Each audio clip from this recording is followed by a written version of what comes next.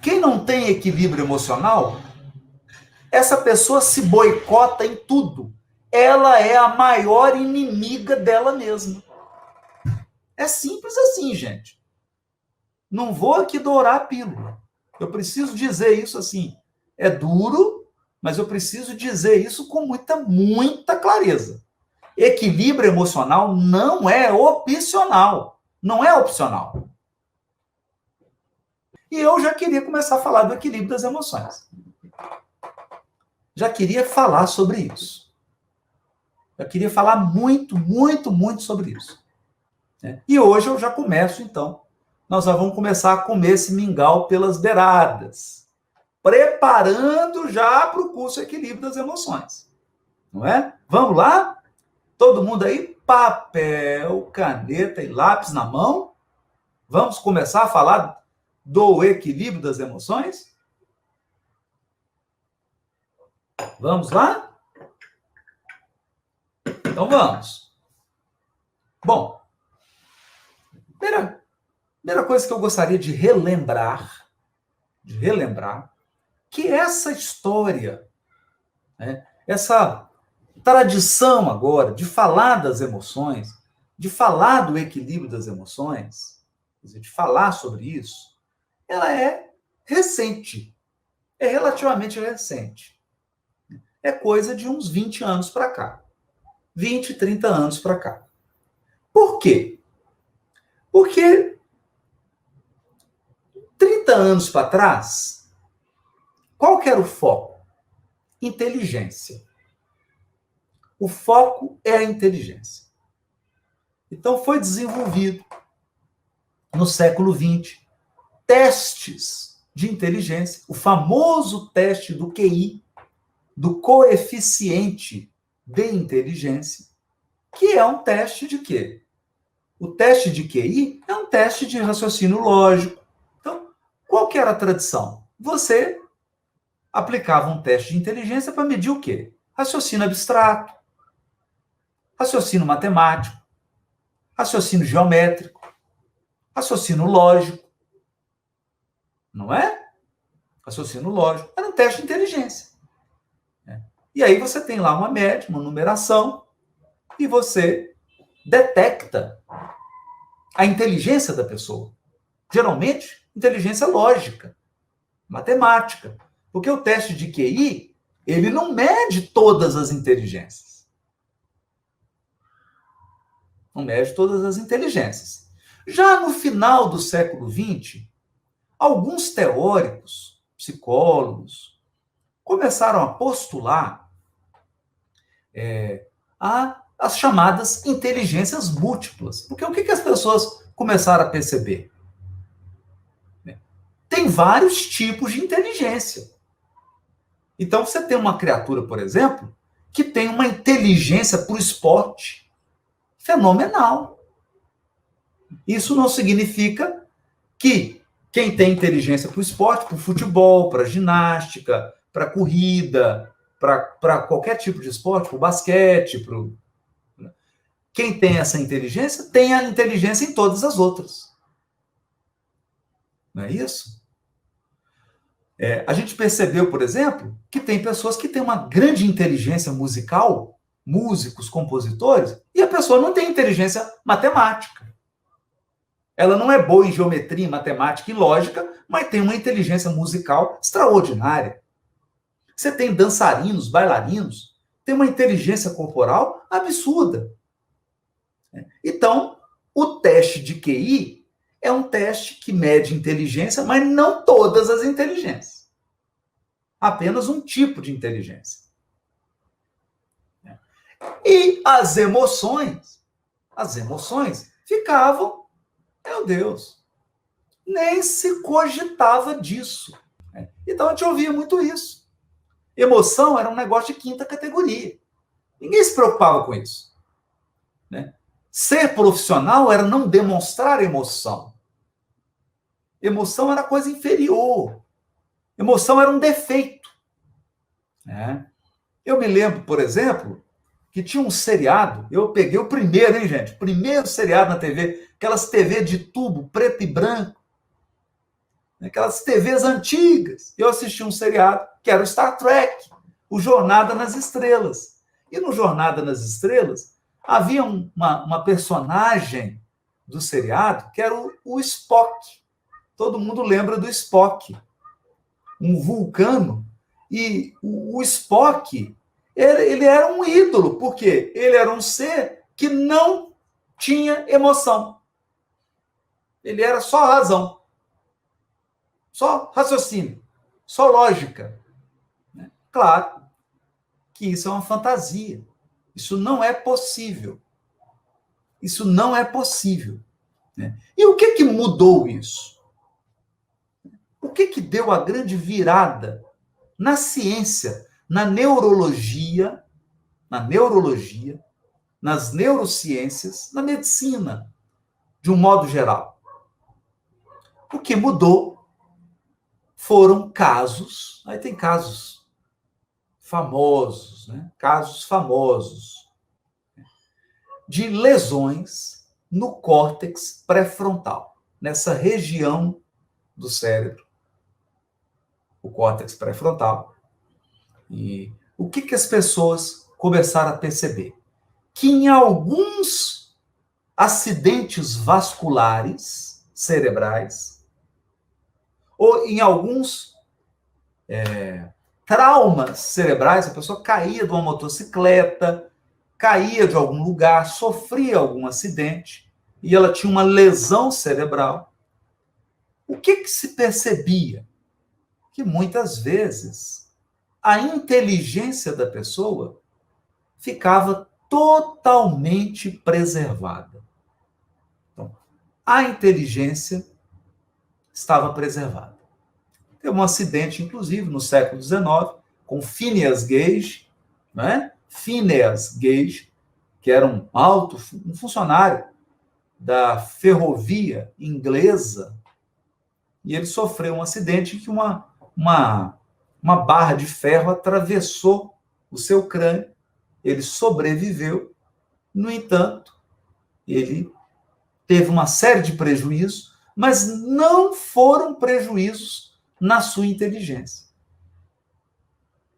Os prejuízos do Phineas Gage e os prejuízos de grandes acidentes vasculares eram prejuízos na área emocional. Então, isso foi muito importante. Por quê?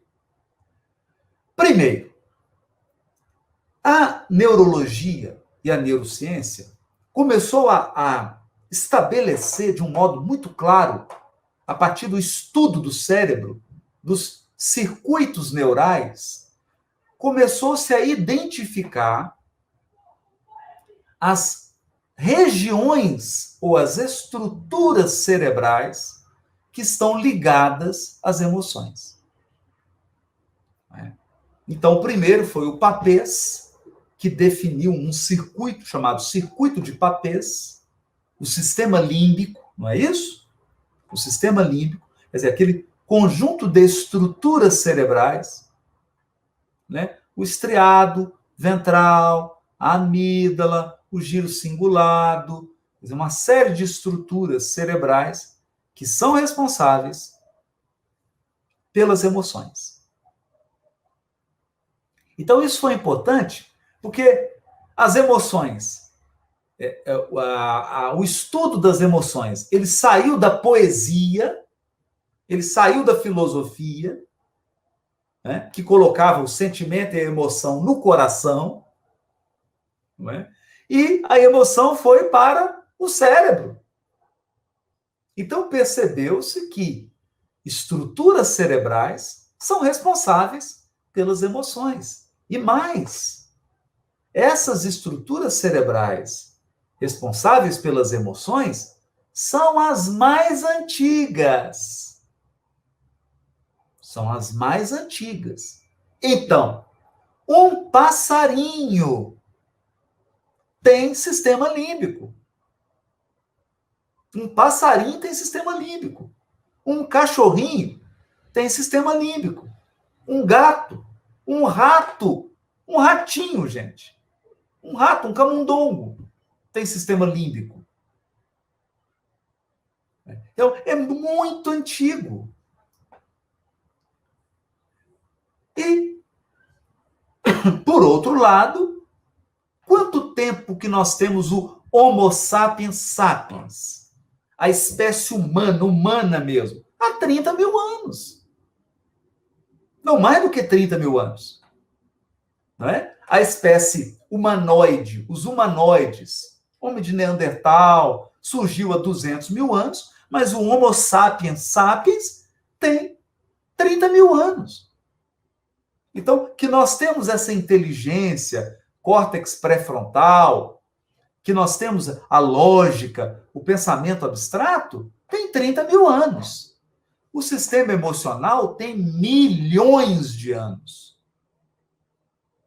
Então, quando você coloca em uma disputa entre razão e emoção, razão tem milhares de anos, emoção tem milhões.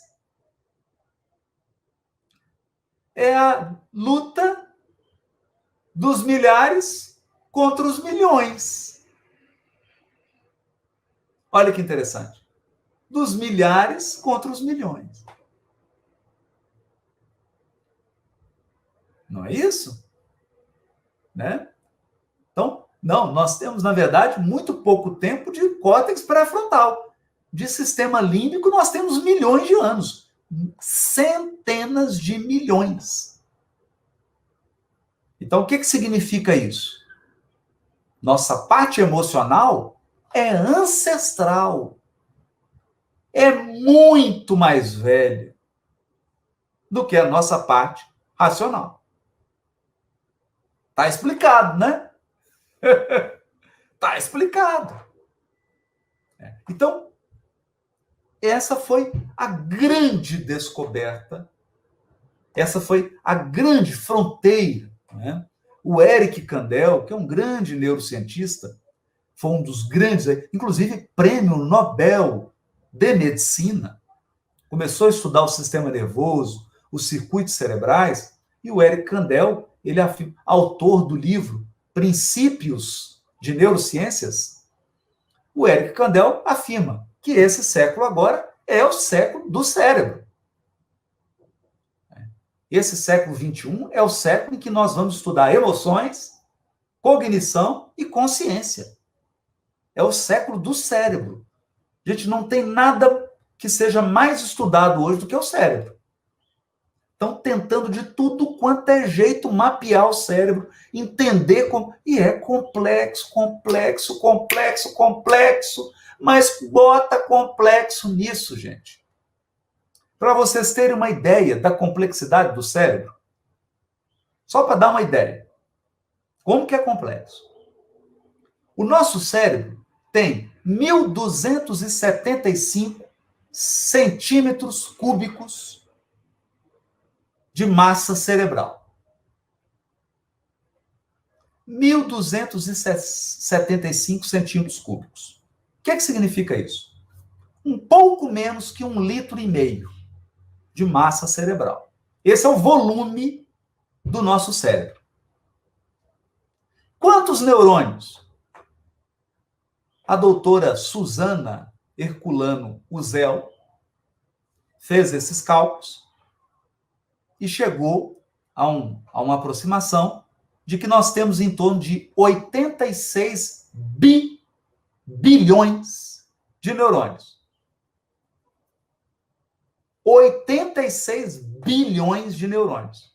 Mas não são só neurônios. Tem outras células glia, que apoiam os neurônios, que estão ali ligados aos neurônios. Ou para dar estrutura a eles, para dar o suporte, ou para alimentar. E o que a Susana Herculano Uzel propõe? Que para cada neurônio você tenha uma célula glia. Então você tem 86 bilhões de neurônios, 86 bilhões de células glia. Isso tudo junto, gente. Então nós estamos falando de quase 190 bilhões de células, no mínimo. No mínimo, fora outras. Né? Eu vou pôr aí, é mais de 200 bilhões de células no cérebro. Então, presta atenção numa coisa. Cada milímetro cúbico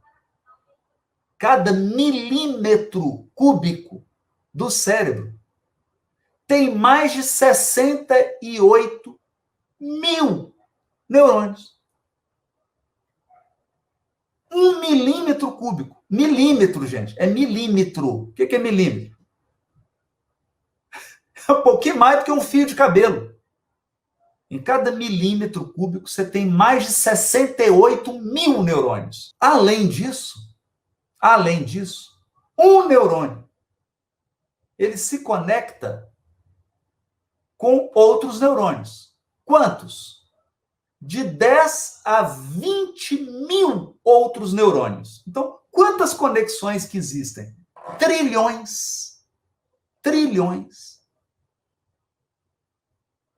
É o aparelho mais sofisticado da Terra. Não tem nada mais sofisticado do que o cérebro. E nada mais sofisticado. Então, olha a beleza desse instrumento que a gente tem para expressar a nossa mente, o nosso ser. Porque o cérebro é um instrumento, é uma ferramenta. Olha a grandeza disso. Não é? Perceberam? Gente, é impressionante. Impressionante. Então você pega 1 milímetro cúbico, tem 68 mil neurônios, você multiplica 68 mil por 10 mil, dá 6 milhões e 800 mil conexões em 1 milímetro cúbico de cérebro. Quase 10 milhões de conexões, no mínimo. No mínimo. Quase 10 milhões, no mínimo, de conexões num milímetro cúbico. O cérebro é uma coisa assustadoramente complexa. Assustadoramente complexa. E tem lá estruturas que são responsáveis pelas emoções. Funciona automático. Funciona automático. Então, isso foi importante porque houve um resgate do estudo das emoções. As neurociências resgataram o estudo científico, o estudo acadêmico, experimental das emoções.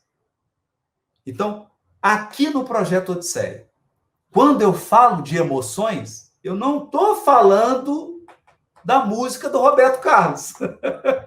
São muitas emoções. Não.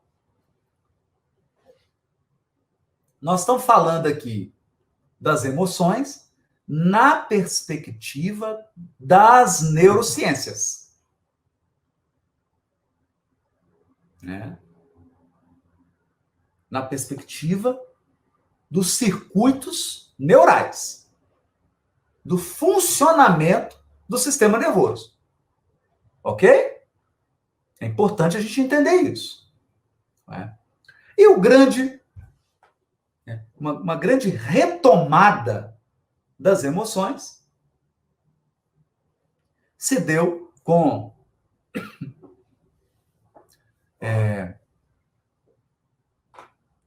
dois grandes pesquisadores, o Joseph Ledoux, que foi o grande estudioso da emoção medo.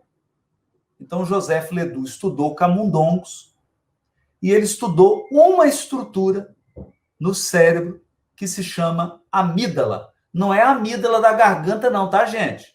Não confundir, não. Tem a amígdala aqui e tem a amígdala no cérebro. Estou falando da do cérebro, tá bom? Não é a da garganta, não. Então, o Joseph Ledoux estudou a emoção medo. Medo. E a grande estrutura cerebral responsável aí pelo medo são as amígdalas cerebrais. E nós tivemos o grande português, naturalizado norte-americano, Antônio Damasio. O Antônio Damasio tem um caso curiosíssimo, né? Como que surgiu isso? Chegou um advogado, um grande advogado corporativo nos Estados Unidos, muito bem sucedido, e sofreu um acidente cerebral vascular e afetou a comunicação da área emocional dele com a área racional. Então, interrompeu a ligação. O curioso é que nada da inteligência desse advogado foi afetado. Então, ele continuou falando perfeito, com uma retórica, um discurso perfeito, raciocínio lógico perfeito. A inteligência dele ficou intacta. Intacta. Inteligência perfeita. Mas, do ponto de vista do comportamento, esse advogado se tornou uma criança. Uma criança. Né? Isso está lá no livro O Erro de Descartes, não é isso? O Erro de Descartes, onde o Antônio Damasio trata desse assunto. Por que ele se tornou uma criança? Porque ele não tinha mais a experiência dos milhões de anos das emoções. O cérebro dele não conseguia mais, porque quebrou a conexão, o cérebro racional dele não conseguia mais aproveitar a experiência emocional, que é uma coisa que a gente tem, hein? Então, por exemplo, quando você está diante de uma coisa que é ruim, você sente uma coisa estranha. O seu corpo dá um sinal. Ih, tem alguma coisa estranha aí. Acho que eu não vou fechar esse negócio, não. Essa pessoa tem alguma coisa. Eu acho que essa pessoa está mentindo. A gente tem um radar emocional que funciona há milhões de anos. Te dá um frio na barriga, você fala, ih, tem alguma coisa errada aqui. Percebeu? Esse advogado perdeu isso. Perdeu. Então ele era um kamikaze. Ele assumia qualquer risco. Ele não tinha mais o feeling. Ele não sentia mais o risco, o perigo. Se tornou um bebê. Sabe, uma criancinha assim, um bebezinho que vai engateando para o abismo, porque não sabe que tem um abismo. Né? Então ele gastou todo o seu patrimônio, acabou com o casamento, desestruturou a família, acabou com tudo. Desestruturou completamente a vida dele. Então, aqui, é daqui que eu queria partir, para a nossa reflexão sobre equilíbrio das emoções. É daqui que eu queria partir. O que nós aprendemos com isso? Isso aqui é um aprendizado da ciência. Isso aqui é ciência, gente. Não é opinião. É experimento. É experimento acadêmico. O que a gente aprende com isso? A gente aprende que as emoções são o alicerce da nossa vida. São a base. São a base. Então, buscando uma inspiração lá no Sermão da Montanha, né? Porque é universal, eu estou buscando lá, embora o canal Odisseia não tenha vínculo religioso, nós sempre fazemos uma abordagem aqui filosófica, não é mesmo? Então, buscando lá, vocês lembram daquela passagem lá da pessoa que constrói sobre a areia e aquela que constrói sobre a rocha? Pois é. A base da vida psíquica são as emoções. São as emoções. Então, se eu não trabalho o equilíbrio emocional, eu estou construindo sobre a areia. Se eu trabalho o equilíbrio emocional, eu estou construindo sobre a rocha. Então, é isso, gente. Eu vou dizer assim, bem direto. A pessoa que não tem equilíbrio emocional, a todo momento ela está colocando a vida dela em risco. Vida afetiva, vida familiar, vida profissional, tudo. Está tudo em risco. Porque ela está construindo sobre areia. Quem não tem equilíbrio emocional, essa pessoa se boicota em tudo. Ela é a maior inimiga dela mesma. É simples assim, gente. Não vou aqui dourar a pílula. Eu preciso dizer isso assim. É duro, mas eu preciso dizer isso com muita clareza. Equilíbrio emocional não é opcional. Não é opcional. Não é opcional. Então a pessoa pode fazer uma carreira profissional maravilhosa, pode fazer um casamento, pode fazer uma profissão. Se ela não tem equilíbrio emocional, ela destrói o casamento, ela destrói a família, ela destrói a relação com os filhos, ela destrói a profissão, ela destrói a vida financeira dela, ela acaba com a vida dela. Acaba com a vida dela. É simples assim. É simples assim. Então, quando eu resolvi trazer esse tema para o Projeto Odisseia, foi pensando nisso. Não existe ser humano pleno, não existe ser humano feliz, não existe ser humano sólido se não tiver equilíbrio emocional. Equilíbrio emocional está na base. Está na base. É a base. É a rocha sobre a qual eu edifico. É a base. E isso, gente, vou dizer para vocês. Sabe quem fala isso? Dalai Lama fala isso. Dalai Lama fala isso, fala muito. Não só fala, como o Dalai Lama fez uma parceria com Paul Ekman, aquele autor lá que inspirou o filme Divertidamente. O Dalai Lama fez um projeto com Paul Ekman sobre equilíbrio emocional. Pena que ele pegou só 4 emoções, mas ok, não tem problema. Estava lançada a proposta. Equilíbrio emocional. Não? É premissa. É premissa. E, infelizmente, eu já comentei isso aqui, as escolas não ensinam isso. Com raras exceções. Não ensinam. Então, o que a escola ensina? Matemática. Eu vejo aqui, ó, o João e a Gisele. Um tem 14, o outro tem 12. Então, ensina matemática, geometria complicada, cálculo complicado, história profundo, umas coisas complicadas de história. Eles aprendem geografia assim num nível profundo. Outro dia eles estavam estudando aqui o continente africano, o que produz, o que exporta, atividade econômica, negócio complexo. 14 anos estudando isso. Não é? Aprendem ciência, biologia, português, provas difíceis, textos difíceis, interpretação de texto, gramática, mas não aprende equilíbrio emocional. Não aprende.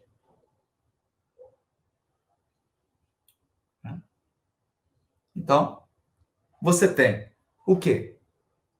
Pessoas que atingem a maioridade com um grande desenvolvimento intelectual e, muitas vezes, totalmente desequilibradas emocionalmente. Isso é fato. Eu não estou julgando. Estou constatando. Não estou julgando. Então, hoje, nem se fala muito em inteligência emocional. Você fala mais hoje na ciência de cognição socioemocional. Porque a pessoa que tem habilidades emocionais, ela também tem habilidades sociais. O que significa isso? A pessoa que tem equilíbrio emocional, as suas relações sociais são também equilibradas. Porque tá junto. Tá junto. Acompanha aqui. Nós vamos fazer essas lives aí sobre equilíbrio das emoções. Final de janeiro vai ter o curso do equilíbrio das emoções. Junta com a gente aqui, Jurema. Porque a nossa jornada é essa. Todos nós aqui estamos em busca do equilíbrio emocional. Todos estamos em busca do equilíbrio emocional. Não é? Então, inteligência emocional é também inteligência social. A pessoa tem mais empatia social, ela sabe se relacionar na comunidade, até no condomínio dela. No condomínio, no bairro, na cidade, nos lugares que ela trabalha, nas instituições que ela frequenta. A pessoa tem habilidades socioemocionais. Competências socioemocionais. Cognição socioemocional. Então, no nosso curso Equilíbrio das Emoções, nós vamos trabalhar isso. A cognição socioemocional e os processos para equilibrar as emoções, para regular, para equalizar as emoções ou a dimensão afetiva, que nós já falamos aqui, vamos repetir. Emoções, sentimentos, estado de humor. Não é? Um abraço forte, fiquem com Deus.